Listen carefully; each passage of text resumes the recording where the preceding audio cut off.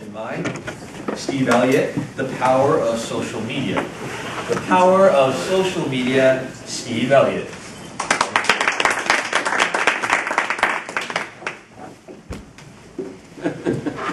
Good evening, fellow Toastmasters, and welcome guests, and welcome to I hope to be, a lively panel discussion that will take place around social media. Now, in my most current role as VP of PR for our club, I have gotten to know the world of social media very well. I have had to use Twitter and Facebook accounts from a different perspective, and that is trying to attract people to our club. And that got me thinking, because of some of the questions I fielded from various club members, that there really is a knowledge gap on these social media sites that exist. What are they there for? What is their purpose? How can we best utilize them? Not only from an own personal standpoint, but also if we're entrepreneurs trying to grow a business. If we are in the job market and we're trying to get ourselves recognized, social media is where it's at. I know from my own personal experience, when I found myself out of a job when I left Sears, LinkedIn was just starting up as a company. Twitter didn't even exist. And Facebook was just beginning to take hold of our society. And that was 7 years ago. So these social media sites are very new, are very still being explored and used in different ways. We are blessed in our club to have some members that have used social media either within the club confines but also out of the club. And so I've invited them to be our esteemed panel tonight. So I'm going to give just brief introductions. You know them all, but I'm going to ask them to, first, if they could, once I've introduced them, just speak about the particular social media site that they are an expert on and briefly touch upon how it is, how they've been able to use it in their lives. So our first panelist is Albert Chang. You can applaud if you want. Second panelist is Kathy Herschel. And last, but certainly not least, Bob is our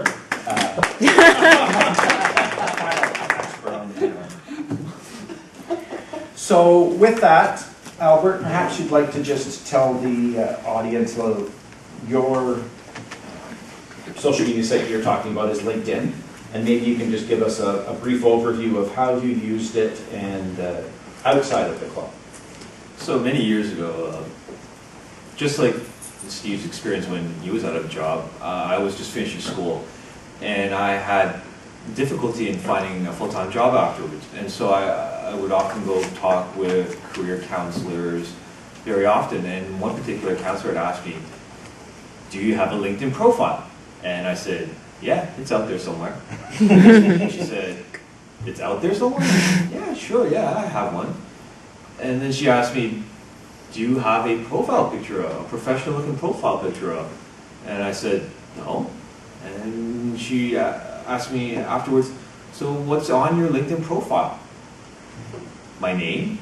And then she went on to explain what LinkedIn really was in more detail and what the benefits were, especially for someone in my position who was looking for work. And basically, it's an online resume. It's an online resume just out there that could be easily accessible by potential employers and other potential contacts that you may have who could refer you to possible openings at organizations as well.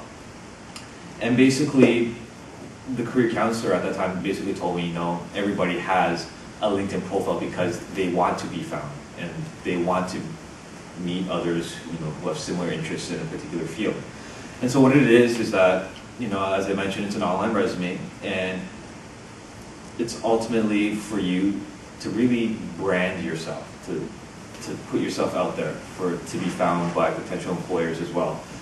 And also, much like Facebook, you do grow a network. And in this case, the one unique thing about LinkedIn is when you have your own network, a person that you connect with also has his or her own personal network. And so when within your direct network, you have this thing called a first degree network, which is, somebody that you're basically face to face with. And the relationship, that's the relationship that exists. Now you can also have a second degree relationship, which is basically it's your connections to basically others in your first degree connections. If I could draw a Venn diagram here, it's a friend of a friend, thank you. And so this is a good opportunity basically for your first degree connection to, set up an online introduction, especially if you're looking for a particular type of job in a particular field that, hey, your friend might know of somebody. And so that is one, I guess you could say, is the most popular uses of LinkedIn out there. It's basically social networking online instead of going to actual in-person online networking sessions in person, etc. Now there are other purposes that others would use LinkedIn for, especially those who own their own businesses. And for them, it's about finding vendors, suppliers, manufacturers, and other third-party resources just like that in a breeze in LinkedIn, because the platform is designed to connect people and companies with like interests, because there are groups that are also set up where you can have discussion forums as well and just comment on issues that are occurring in your particular field of interest. And so that's also another purpose. And probably another important one is staffing. Recruiters are always on LinkedIn looking for individuals to fill in open vacancies in their organization. And so that's another purpose. And recently as well, for job seekers, all major companies do post job openings on LinkedIn as well. So instead of going into different websites of each of these organizations, all you have to do is just use a search function on LinkedIn and just type in the field. Let's say you want marketing or some sort of marketing position. We'll see a list of marketing posts that are all out there, that are already out there on their organization's website, but they're all centralized in LinkedIn. So basically, LinkedIn, has been a great social tool, especially for online networking in terms of career, business growth, and etc. And currently, there are 250 million users and growing today. It's still relatively new, even though it launched in 2003. Its popularity didn't really pick up until the last 4 years, probably. And so those are mainly the benefits. Now, what I can tell you is there can be downsides to it, and it depends on the number of users. And there are 250 million users out there today, but as you heard with the initial discussion I had with the career counselor, yeah, I have a LinkedIn profile out there somewhere. Users like those will not help out. So it is also going to depend on the quality of the users and their dedication and the quality of their profile that they seem to commit to. And so when you have more quality users out there, then that's when you can really utilize the benefits of LinkedIn. Excellent. Thank you for that overview. We are going to be coming back to each expert and I will be throwing them questions, and I also encourage you, as you're listening to these presenters, jot down any questions you may have for them as well and put them on the hot seat maybe. So our next expert is Kathy. Now Kathy, I am throwing a curveball at because I asked her to write out introductions. I asked all three panelists to write out introductions. Kathy was the only one that did, so she's going to be able to speak to her ability very easily because she did do the written out introduction. But I was surprised to learn that Kathy is also well versed in other social media sites as well, so we're very excited to have her as part of the panel. I'm very excited to have her part of the panel. So Kathy, if you want to talk to us about your experiences with Facebook and maybe throw in some other gems. So I can't recall exactly when Facebook started, but I do recall when I started my account, I think my daughter was 13, and I got an account so I could lurk her. What was she doing, Because the kids had migrated from MySpace to Facebook. Well, I was blocked. I didn't even know what that meant. And now it is our primary tool that the family and the kids use to communicate with each other in our family. And my daughter-in-law, for example, used her ultrasound picture as her profile shot of our granddaughter. But aside from family communication, I manage more than one page for small businesses who, very much like Albert was saying, need to use every media that's at their fingertips to get their brand awareness in. And basically it's a tool that can help you get the search engine optimization. You want your company to come up on the first 10 all the time when someone Googles for a business that you're in, on the first 10 of a Google search. By the way, our club was on page 4 tonight. So we have a lot of work to do. We need to get on page 1 with City Center, which, by the way, will be one of my clubs. So lots of Toastmasters use, Toastmasters clubs like yours use Facebook for 2 purposes. And your club has 2 pages. We have a group page where we have a historical place to keep our photos of Christmas parties and picnics and things like that over the years. And we also have a page. And a page, we hope, comes up when someone's searching for the best Toastmasters group to come and visit. I've also used Facebook as a fundraiser. My husband was in Movember for one of our friends who has, unfortunately, got cancer. And we raised quite a bit of money that way, so we too can do it. But we had a separate page for that, so it wouldn't get messed up with the company or with Toastmasters or our own private pages. Right.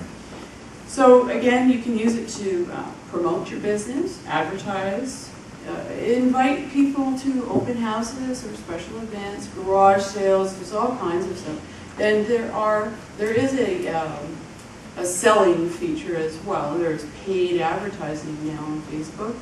But you could look for a cottage to rent. There's all kinds of things that there are, including now on that site. And so that's really about it in a nutshell. Thank you. And our last panelist, Bob. Now, Bob, I don't know if he knew I was thinking of doing this panel discussion and he was lobbying for a role or not, but he happened to publish a blog on Twitter just as I was thinking of this discussion panel. And so I approached him and said, would he consider being our Twitter expert? And he said he would. So thank you, Bob, for agreeing to participate. And if you could just tell us a little bit about how you use Twitter over the years, because I know it's changed for you from your initial thoughts to what it is now, and talk a little bit about what you've seen Twitter being used for by various people and companies. Okay. Great. Thanks, Steve. As you know, Twitter is what's known as a microblogging website. It's just like a blog, but less. And I know that sounds like a beer commercial. You can write anything you want as a post as long as it's 140 characters or fewer. And the reason behind that, from what I understand, is that when text messages were sent, there was a little bit of extra space in the packet of data that was sent. In fact, there was 140 characters that weren't used. And you could send text messages piggybacking along with the packet of other data without actually affecting it. And essentially, we travel for free. And this is the idea behind Twitter, is that it could be sent to mobile devices as a form of a text message, and it wouldn't really cost anything in extra data. You would just piggyback along for the ride. That's how it began, more or less, but now, of course, it's become a force unto itself. What could you do with 140 characters? I think that's how Twitter got to a slow start, but surprisingly, it's become quite a social force.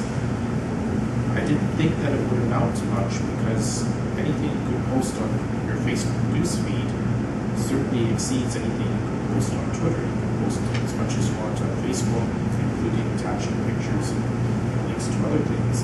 But Twitter is actually become adopted for quite a few things. In addition to posting things, there's an advantage that Twitter has over Facebook in that you're not limited to just your friends. You post something on Facebook, your circle of friends can see your post, but on Twitter, the entire world can see your post if it knows what your account name is, if it knows what your username is. So your potential audience is the entire user base on Twitter, which is billions. The other thing that Twitter has adopted a little more recently is known as the hashtag. And it's a number sign and a label that groups messages into categories. If you want to look at see messages that are about a certain subject, you would attach a hashtag to your message, and then you would search for that hashtag and you would see everybody's posts or everyone's tweets on a particular subject identified by a hashtag. So you don't have to go searching specifically for information. You would just type in the hashtag category and then see what everybody's thinking about.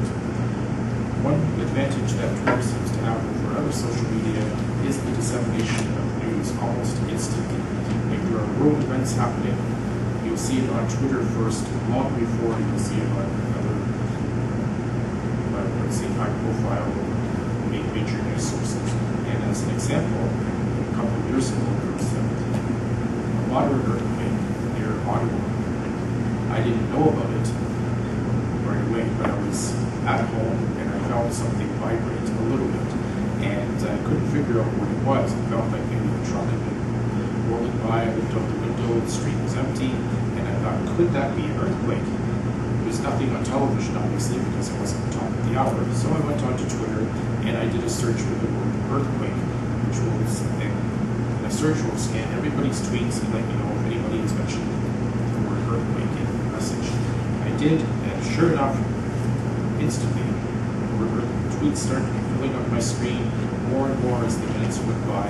And as the minutes went by and I was reading everyone's comments, the information became more specific, and I realized that there was an earthquake, both magnitude 5.5, somewhere near Ottawa around that border. And I knew that within 2 or 3 minutes of it happening. And that's something that Twitter excels at, being able to use the entire population as its user base and as its news base as a way of disseminating information far and wide globally, and getting people informed of world events or even local events long before people see them on television.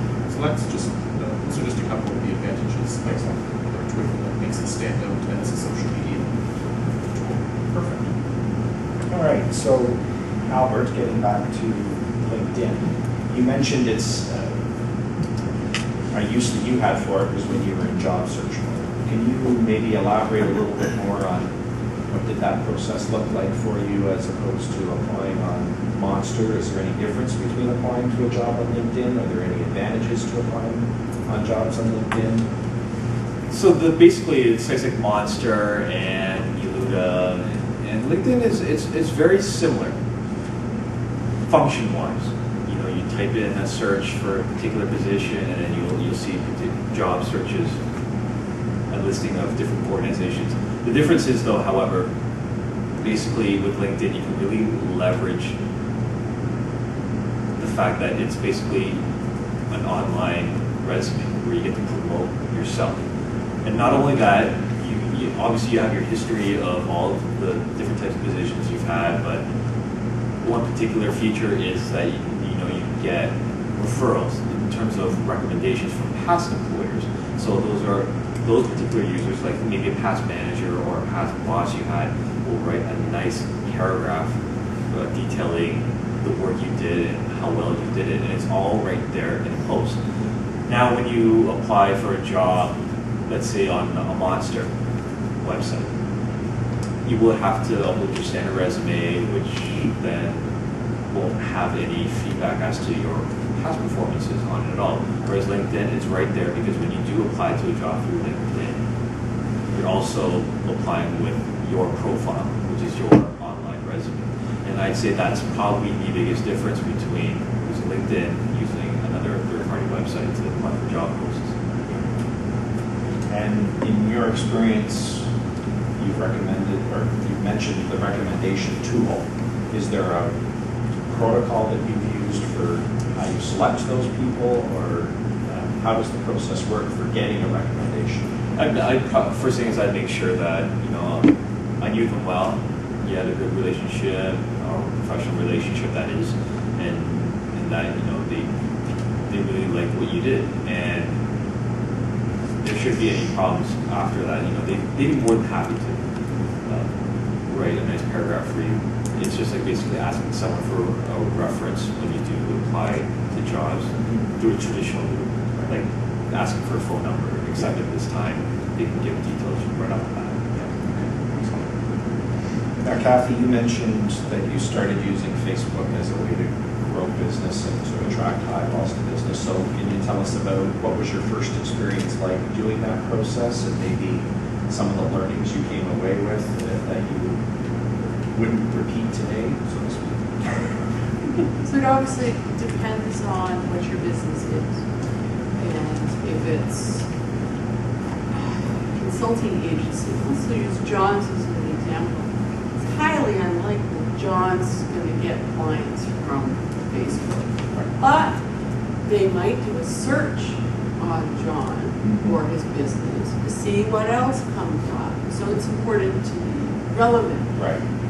What I would suggest any business owner post and keep up on as a weekly, not daily, don't want to be irritating, but maybe a weekly post would be what's of interest to your customers.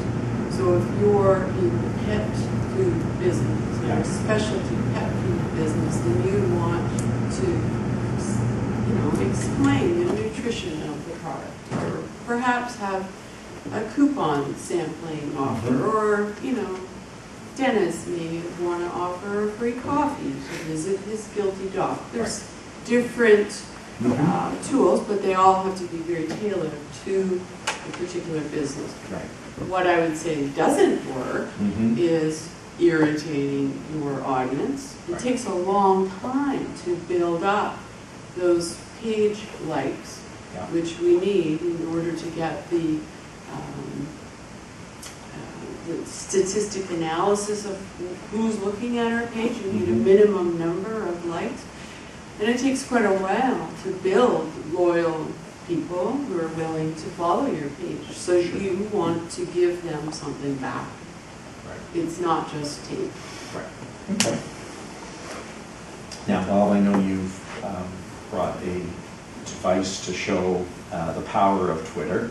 Do you want to talk a little bit about, you've already talked about a local example of how you can quickly get news to your fingertips, but I was quite intrigued by this app that you were talking about with me on a previous meeting. Can you maybe share it with the group and talk a little bit about the reach of Twitter and how you've seen it with this app? Sure. Not to sound too melodramatic, but Twitter has the ability to give you God-like powers. It's like what it might be like to be a deity, to gaze down on creation at all you've created. Twitter lets you do that. I'm going to show you exactly how. There is an app here, a utility, that shows a map of the world, and little pixels light up whenever somebody tweets anywhere in the world. So imagine that you are the creator of the universe, you're looking down upon the earth, and you're seeing all of the communication going on. Not only does it light up a pixel, but you can actually see very briefly the actual tweet as it's being tweeted. Now, it's too fast to read, but if you do this on a desktop and press print screen a number of times and import the paint program, you can actually read the tweets. So what I'm going to do is I'm going to pass this around and have a look at this. It also has some stats at the bottom. Each time a pixel lights up, that is somebody tweeting right this second. And you can see them all around the world. And as you watch this for a while, and I've sat around and watched this for 15 or 20 minutes, you can see who's doing the tweeting around the world, where the concentration is. And if you watch this for about 20 minutes, you'll see there's actually a divide along the United States, around Mississippi or the Missouri River. To the right side of it, to the east of it, it's all kinds of activity. It just lights right up. To the west of it, It's just a vast wasteland. And I thought, what is this? Are there just a bunch of yokels and hillbillies wandering around just riding their pickup trucks and not tweeting anything? Is this where the civilization ends right at this point? It isn't, because I decided rather than jump to conclusions, I would do a little more investigating. So I searched for a map of the US population and then compared it to what these real-time tweets were creating for me, and they matched almost exactly. There was the same dividing line right down the middle, and to the east there was a large population, to the west there was almost nothing except for a few scattered cities here and there, and of course the Western California.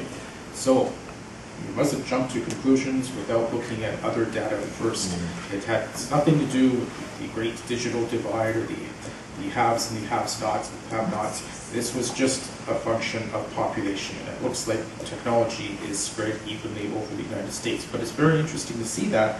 You wouldn't know this if you hadn't had that application, and it just gives you a feeling of supreme power to look down and see everybody communicating all over the world, and just get a sense of how much activity is going on, and how much communication is going on. And this is something that Twitter can do for you. It gives you godlike power.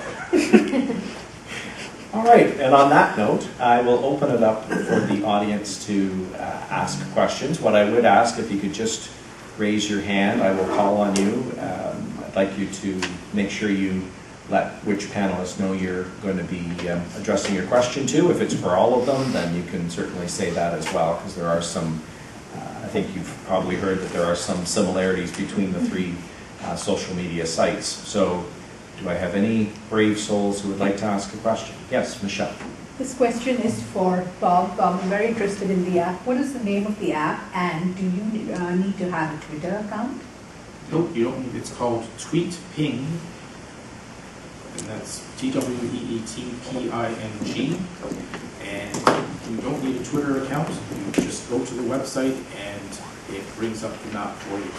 And I would still be able to see those tweets just by clicking on those. Yes, they're displayed. The actual text is displayed only very briefly for a fraction of a second, but hit the print, open up the paint program, hit the print screen, and then goes alt-tab to your paint program, paste, and then go back and forth, paste, paste, paste, print screen, paste, print screen. And as much as your memory can go, and then zoom in on it, and you can actually see the tweets. Now, many of them will be in different languages, but that's just the way it is. But you can see what people are tweeting to each other. There's nothing bad about this, because these are all public messages. It's not private the way Facebook communication might be. So you're certainly entitled to read whatever you see. Right. Thank you. Okay. Any other questions? Yes.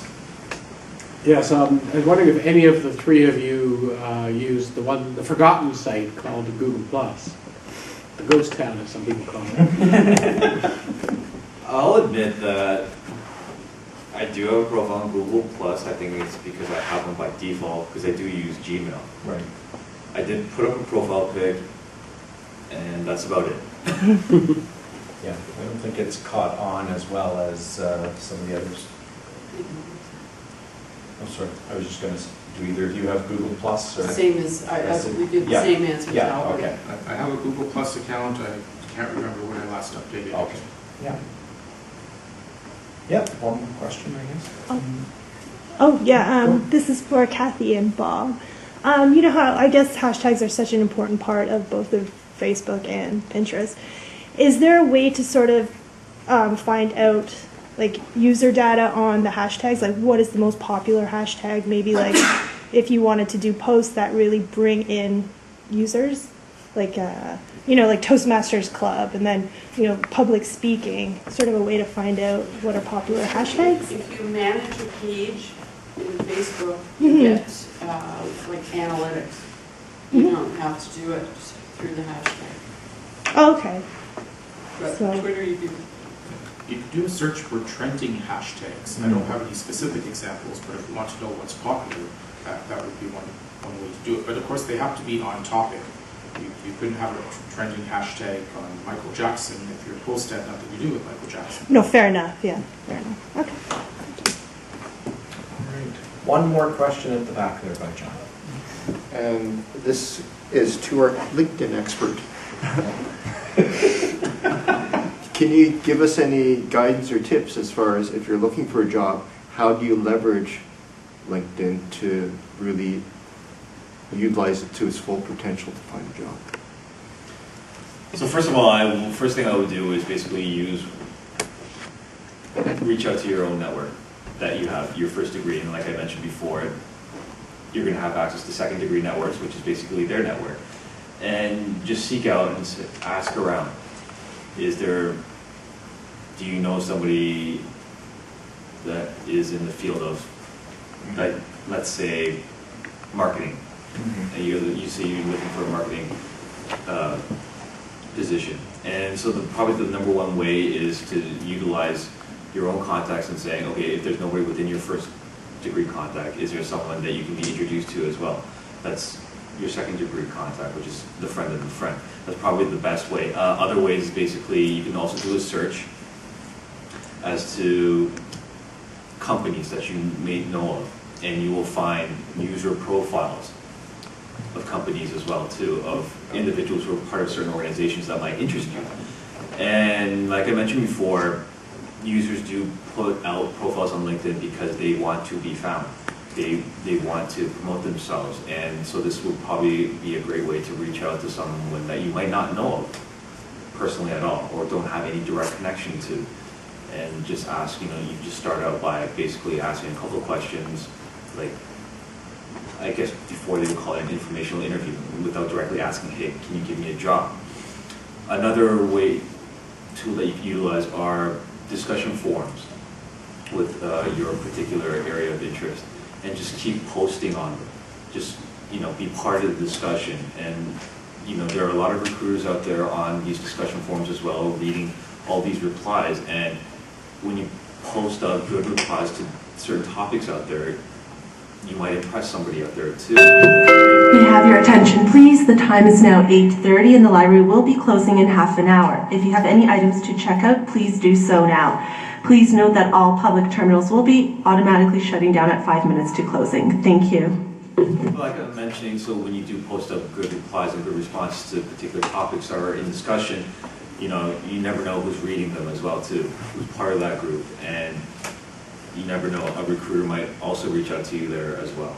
And last but not least, all the job postings are on LinkedIn these days as well, and so that will be your number one source to use instead of a website like Monster or Eluda, or actually going on to actual individual organizations in their job posting routes as well. Well, I hope you have all learned a great deal about the different social media sites. I'd like to thank our panelists for participating and for being so free with their knowledge. I'm giving them each a little gift for their participation tonight. If you'd like to give them a little round of applause.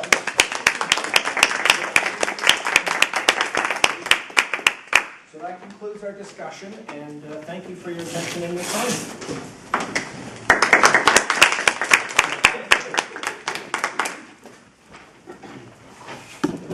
Thank you. Now, if you would like to give Steve some feedback based on his presentation today with the evaluation forms in front of you, and also, if you will, take the little strip of paper and please vote for the best speaker today. And just to recap, we had speeches from